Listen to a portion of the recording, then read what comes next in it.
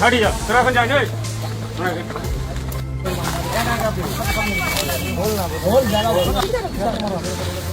বেশি ভিতরে কজন এসেছিল না? পাঁচজন মিলে আমাকে ধরে আমার এই ভাঙা তো আমি ইতি বাস করে এই ঠান্ডার সময় আর ওই আমরা যাচ্ছিলাম দেখতে আর দেখতে যাবার সময় একদম ঘরে পান্নাতে আমার দুটো বৌমা, এই একটা আর ওই বিচ্ছির ভাই মা হলো আমার বড় বৌমা। এখন ওই বাড়ি ওইরকম হচ্ছে বলে গিয়েছে বলে ওখানেই ধরে ওখানেই ধরে দেবে আমার বাড়িতে মারতে মারতে আমাকে এই জায়গা দিয়ে এই জায়গাতে এই রাস্তায় আমার এই রাস্তা ছিল আর আমার ওই ওর দুটো বাসে বাসে ওটা কমপ্লেন করেছো? আরেকটা মেডিকেল এই তোর বাপ এই বাসে গান করতে আমার চাচাকে অত ওই উদ্বোধ আমার জায়গা বসে আছে, আমার বাবা ওদের বিক্রি করে এই দুটো লোকের বাড়িতে করতে একটা আছে বাড়ি করতে ফাঁকা মেরে তো এই দুটো লোকের বাস হসপিটাল এই দিতা তোমার কাছে চাই আর একটা মেডিকেল করেছে মহিলাটা। ওরা আমার ভাবি আমার তুমি বউ না আমার ঘর ধরে অবস্থাটা বল আমাদের ছেলেপুলেরা যারা আছে হয়তো বোমগুলি পিস্তল না থাকলেও আমাদের লোক জনবল অনেক বেশি আছে। দল বেঁধে গিয়ে তুলে নিয়ে এসে পিটাবার মতো লোক আমাদের আছে। এরা প্রস্তুতি নিয়েছিল, কিন্তু আমরা বারণ করে দিয়েছি, আমরা হিংসায় যাব না। পুলিশের পক্ষ থেকে সদার্থক ভূমিকা না নিলে আমরা আইনের মাধ্যমে পরের স্তর আমরা কোর্টে যাব। কোর্ট থেকে যে ধরনের হামলা চালিয়েছে, নারী পুরুষ নির্বিশেষে সবাই আক্রান্ত, মহিলাদের মেরে মুখ ফুক ফাটিয়ে দিয়েছে, শ্লীলতাহানি করেছে।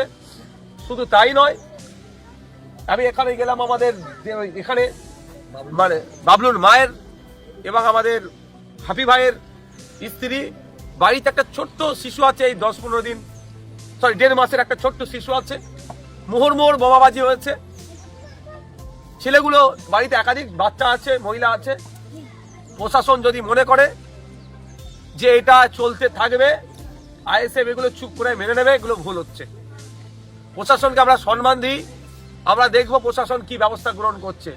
অন্যথায় কিন্তু আমরা গণতান্ত্রিক প্রক্রিয়ায় দ্বিতীয় যে ব্যবস্থা গ্রহণের দরকার সেটাতে আমরা হাঁটবো। মারতে মারতে কথাও বলেছে যে অভিষেক ব্যানার্জি নাকি তাদের বলে দিয়েছে, কথা বলেছে। তাহলে এর দায়িত্ব ভার তাহলে কি অভিষেক ব্যানার্জি নেবেন? নিশ্চিতভাবে অভিষেক বাবুর কাছে ভিডিওটা পৌঁছাবে। যদি এই ধরনের কর্মকাণ্ড আগামী দিনে করে, তাহলে কিন্তু এর জবাব আমরা নিশ্চিতভাবে কোন কোন ভাষায় দিতে হয় গণতান্ত্রিক প্রক্রিয়াতে আমরা কিন্তু ভালো জানি, আমরা কিন্তু দিয়ে দেবো, এটা বলে রাখছি। অভিষেক বাবু, আপনি ভাঙড়কে উদ্ধার করতে চাইছেন, তার কি তার নমুনা এটা? আমি অভিষেক বাবুর কাছে প্রশ্ন করতে চাই যে আপনি মুখে গণতন্ত্রের বুলি আওড়াচ্ছেন, নির্বাচন কমিশনের ওখানে গিয়ে গণতন্ত্রের পাঠ পড়াচ্ছেন, আর আপনার নাম নিয়ে ভাঙড়ে মহিলাদের উপর আক্রমণ চালাচ্ছে, শিশুরাও আপনাদের দলের কুলাঙ্গারগুলোর অত্যাচারের শিকার হচ্ছে। আপনি যদি চুপ করে এটাকে মেনে নেন, তাহলে কিন্তু আপনি যে কথা গণতন্ত্রের বুলি আওড়ান দ্বিতীয়বার এগুলো বলবেন না। আপনি মানে নেবেন কি নেবেন না সেটা আপনার ব্যাপার, আপনার রুচি কোনটা সেটা আপনি পরিচয় দেবেন, কিন্তু আপনার নাম নিয়ে, অভিষেক বাবুর নাম নিয়ে এখানে হামলা চালিয়েছে। এবার অভিষেক বাবু এই বিষয়টা কি করছে সেটা দেখার বিষয়। উনি না দলের এই কুলঙ্গারগুলোর ব্যবস্থা কি নেবে না নেবে, শওকত মোল্লার নির্দেশে হামলা চালিয়েছে। শওকত মোল্লার বিরুদ্ধে কি ব্যবস্থা নেবে না নেবে জানি না, কিন্তু যাদের নেতৃত্বে হামলা চলেছে তাদের বিরুদ্ধে আমরা ব্যবস্থা গ্রহণ করবো আইনত। তাই আমি আবারও রিপিট করছি, কেউ যদি মনে করে ওই অভিষেক ব্যানার্জি বলে দিয়েছেন বা তার কথা শুনে এই ধরনের নোংরামি করবেন, এতটুকু শুধু বলতে চাই, সবের একটা শেষ আছে, সবের একটা শেষ আছে। আজকে যে নিচে আছে কালকে এসে উপরে উঠবেই, সময় পরিবর্তন হবেই। এবার এটাকে যে যেমন ভাবে ব্যাখ্যা করবেন করে নিন, দেখার দরকার নেই। আজকে পুলিশের আন্ডারে আছে, কালকে নির্বাচন কমিশনের আন্ডারে যাবে, পরশুদিন আর্মির আন্ডারে যেতে পারে, পাট থাকলো। যে যেটাকে এইভাবে আমার কথাটাকে ব্যাখ্যা করবেন তার মতো নিন।